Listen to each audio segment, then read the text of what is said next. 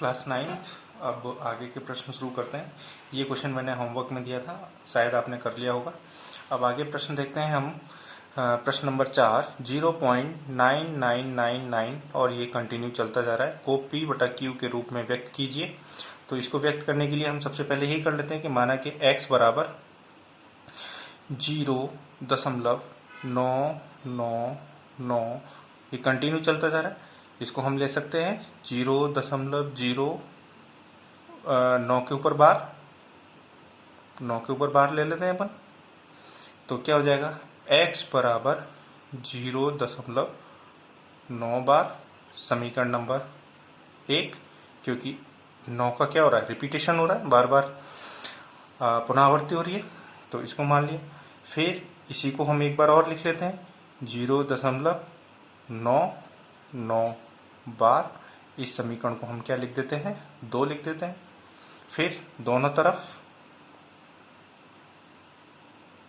तरफ किससे गुणा करना है, 10 से। 10 से क्यों करना है, क्योंकि एक संख्या के ऊपर ही बार है। दोनों तरफ से 10 से गुणा करने पर तो क्या हो जाएगा, 10x बराबर 9.9 बार, समीकरण नंबर 3। समीकरण 3 को किस में से घटा, मतलब 3 में से समीकरण नंबर 2 को घटाना है। तो यहाँ पर हम देख लेते हैं 10x इक्वल टू 9.9 बार और x बराबर 0.9 बार।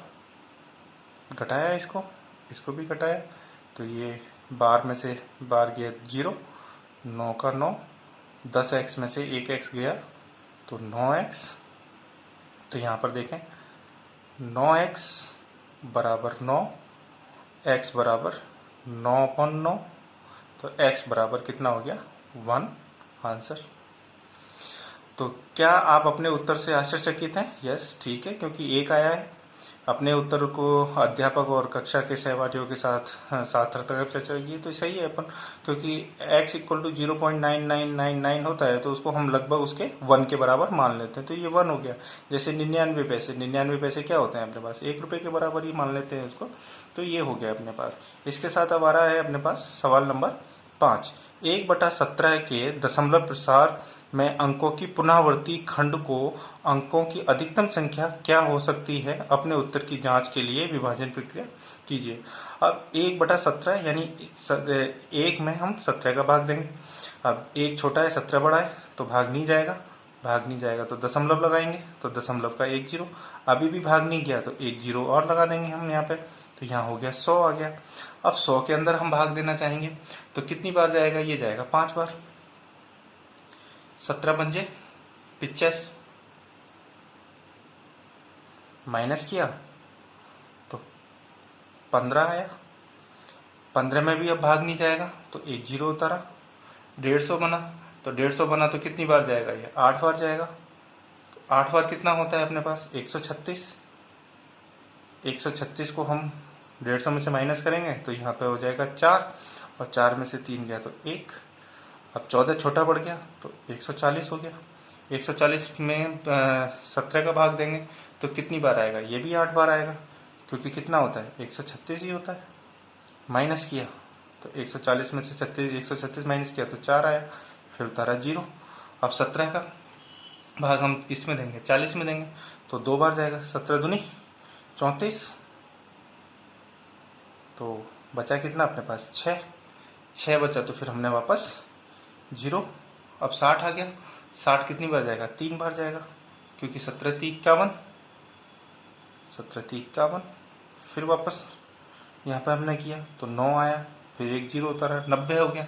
90 हो गया तो फिर 5 कितनी बार जाएगा, 5 बार जाएगा, तो ये हो गया अपने पास 85।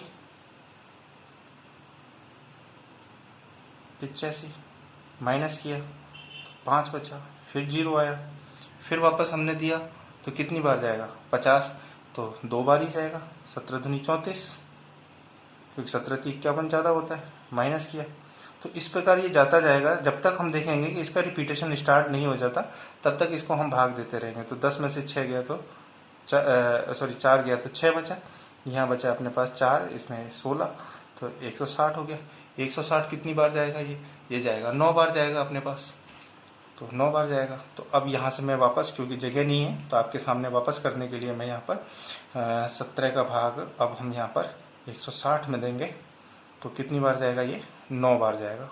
9 बार क्यों जाएगा, क्योंकि 153, फिर वापस माइनस किया तो कितना आएगा यहाँ पर 7 आएगा, फिर 0 उतारा, फिर अब 70 में देंगे तो 4 बार जाएगा, क्योंकि 68 होता है 68, फिर माइनस, फिर अपन यहाँ पे करेंगे तो 2 आएगा, फिर 20 हो गया, तो 17 एकम 17, फिर बचा यहाँ पे 3, तो 30, 17 एकम 17, 17 दूनी 34, तो फिर वापस एक बार जाएगा, तो 17 एकम 17, तो बचे 3, 2 में से 1 गया तो 1, 13, फिर वापस 0 उतारा, तो अब कितनी बार जाएगा, अब जाएगा ये 7 बार।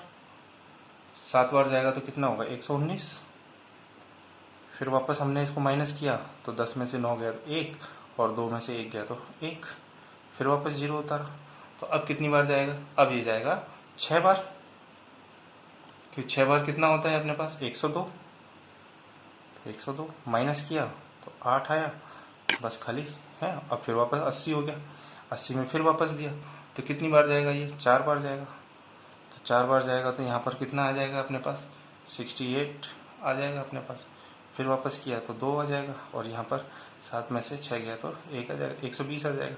तो इस तरह से ये फिर चलता जाएगा, फिर ये जाएगा अब अपने पास 7 बार जाएगा, 7 बार जाएगा तो यहाँ पे कितना आ जाएगा 119, 119 आते ही अब फिर यहाँ पे 1 बचेगा, तो वापस 10 हो जाएगा ये, फिर ये 100 से स्टार्ट हो जाएगा, यानी ये यहाँ से आने के बाद हो जाएगा। तो अब इसके बाद हम यहाँ पर हम लिख रहे हैं जो वो इसको आगे कंटिन्यू कर लेते हैं, तो आगे वाले नेक्स्ट पेज पे देखते हैं इसको। अब यहाँ पर देखते हैं कि हमने यहाँ पे ये 120 में से 119 माइनस किया तो हमारे पास 1 आया, 1 आया तो फिर वही 1/17 हो गया यहाँ पे। तो इसके बाद अब जब भी हम भाग देंगे तो ये वापस संख्या यहाँ से रिपीट होना स्टार्ट हो जाएगी। 7 के बाद फिर वापस 0, 5, 8 इस टाइप से जाएगा। तो अब यहाँ पे देखें हम दशमलव वाली संख्या कितनी है, 1, 2, 3, 4, 5, 6, 7, 8, 9, 10, 11, 12, 14, 15, 16 संख्याओं के बाद रिपीटेशन यानी पुनरावृत्ति खंड वापस शुरू हो जाएगा। तो ये सवाल यहाँ पे कंप्लीट हुआ। मेरे पास इतनी जगह थी इसलिए मैंने इसी में किया। आपको पूरा एक पेज लेना है, यहाँ से लेके ऊपर से लेके नीचे तक एक सिंगल पेज पे एक ही क्वेश्चन करना है। अब नेक्स्ट क्वेश्चन देखते हैं अपन।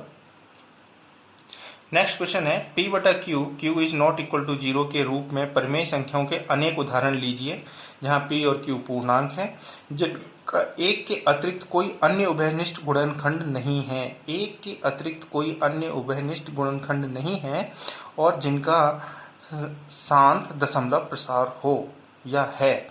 क्या आप यह अनुमान लगा सकते हैं q का कौन सा गुण अवश्य संतुष्ट करना चाहिए। अब यहाँ पे हम ये देख रहे हैं कि एक दशमलव जो है प्रसार वो कौन सा होना चाहिए, शांत होना चाहिए, यानी कि कंप्लीट भाग चला जाए, उसमें कोई शेष फल नहीं बचे और आगे भी वो भाग ना जाए।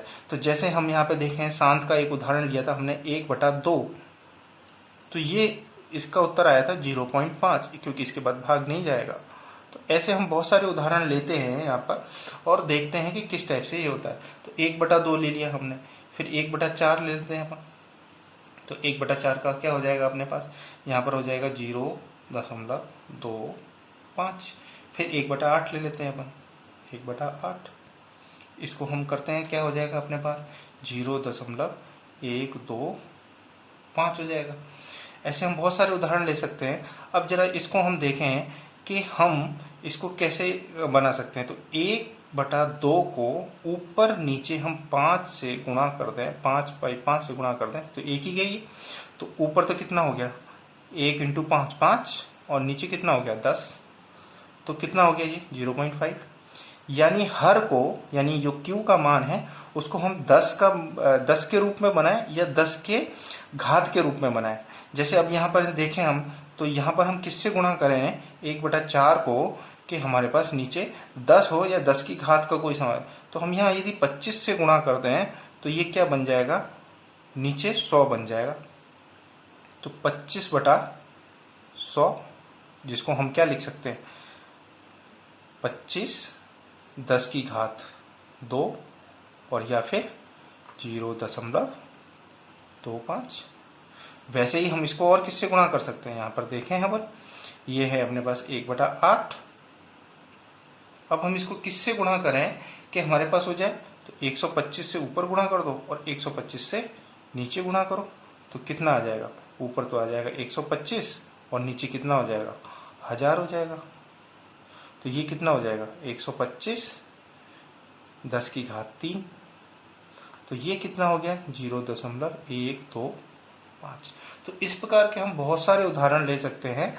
दशमलव जो शांत है, शांत प्रसार के लिए नीचे हमें Q का मान, जो Q का मान क्या चाहिए हमें, Q का मान या तो 10 हो या 10 की घात n हो, है ना।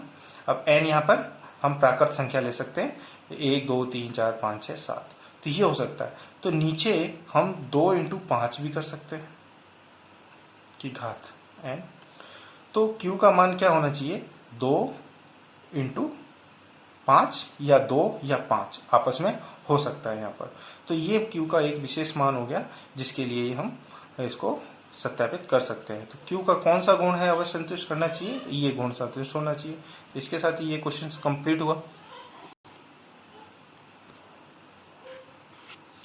अब नेक्स्ट क्वेश्चन देखने से पहले एक बार और यहाँ पर हम देख लेते हैं कि यहाँ पर कुछ बच्चे कह सकते हैं कि सर आपने 1/2 लिया, 1/3 क्यों नहीं लिया, क्योंकि 1/3 का मान कभी भी शांत नहीं होगा, ये अशांत होगा। हमने पहले भी उदाहरण देख रखे हैं, 1/3 का 0.333 आता जाएगा, फिर इसी प्रकार से 1/7 का भी ऐसे ही आता जाएगा। फिर यदि हम 6 देखें, 1/6 देखें तो इसको क्या लिख सकते हैं 1/2 × 1/3 लिख सकते हैं, तो वापस 1/3 हो गया यहाँ पर। तो ये वाले जो कभी है मान वो अशांत ही रहेंगे, इसलिए हमने यहाँ पर इस टाइप की संख्या नहीं ली, हमने केवल शांत संख्याएं ली हैं जो जिसका दशमलव प्रसार शांत हो।